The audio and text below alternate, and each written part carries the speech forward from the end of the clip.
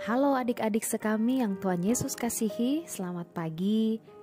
Berjumpa lagi dengan Kak Trias dalam Doremi, doa dan renungan misioner pada hari Selasa, tanggal 14 Februari 2023. Semoga kita semua dalam keadaan sehat dan bahagia.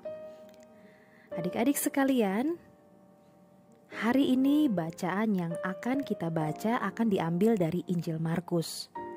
Namun sebelum kita membacanya, mari kita mempersiapkan hati, kita bersatu di dalam doa.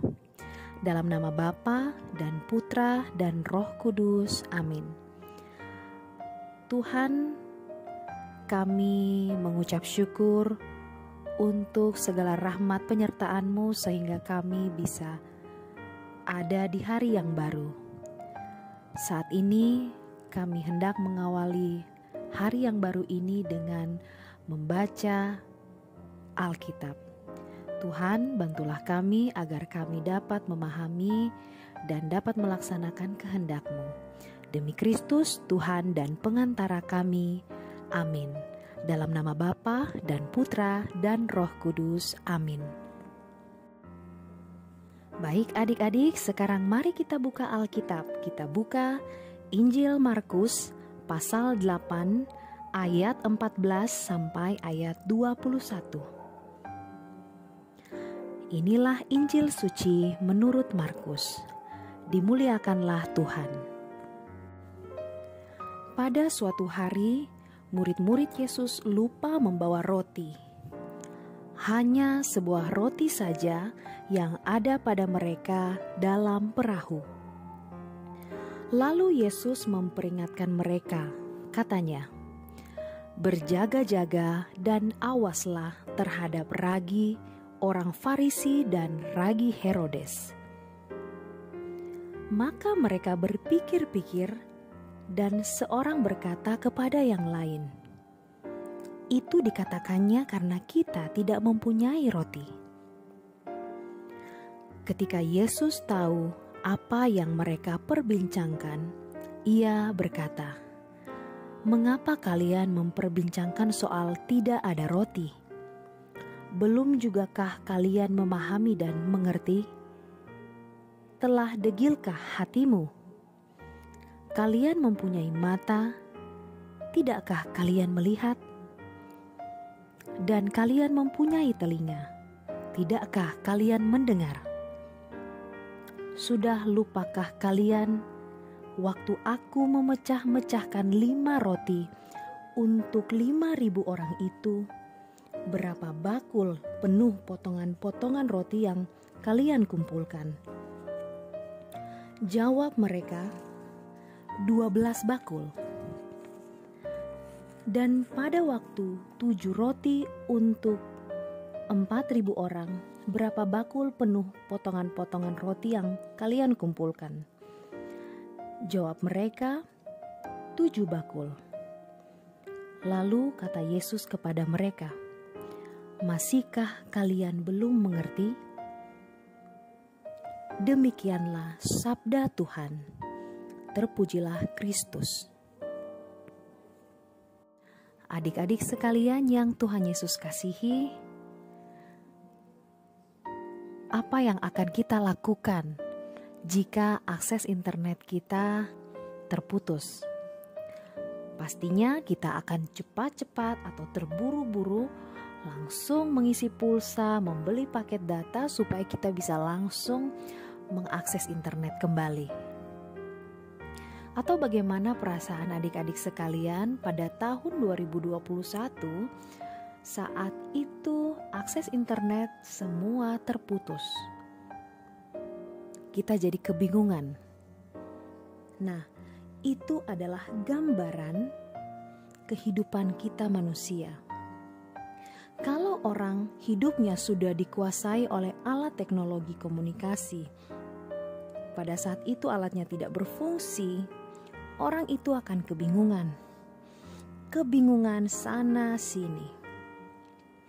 Yesus dalam bacaan Injil hari ini mengingatkan para muridnya supaya berhati-hati terhadap ragi orang Farisi dan Herodes. Awaslah terhadap ragi orang Farisi dan Herodes.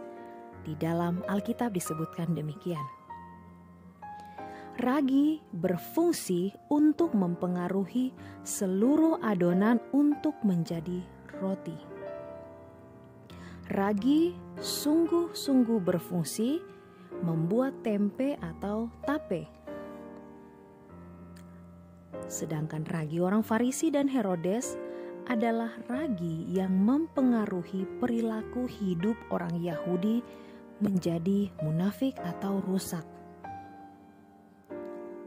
Pertanyaan yang dapat kita refleksikan yaitu, apa ragi-ragi orang Farisi dan Herodes di zaman sekarang ini atau zaman now?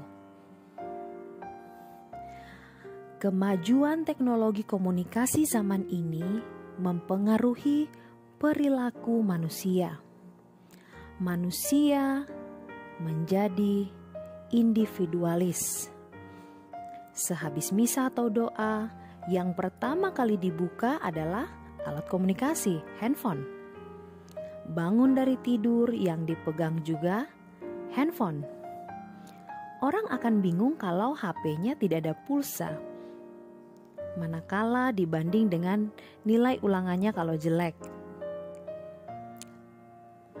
Kalau tidak hati-hati, kita ini sudah diperbudak oleh alat komunikasi handphone yang kita miliki.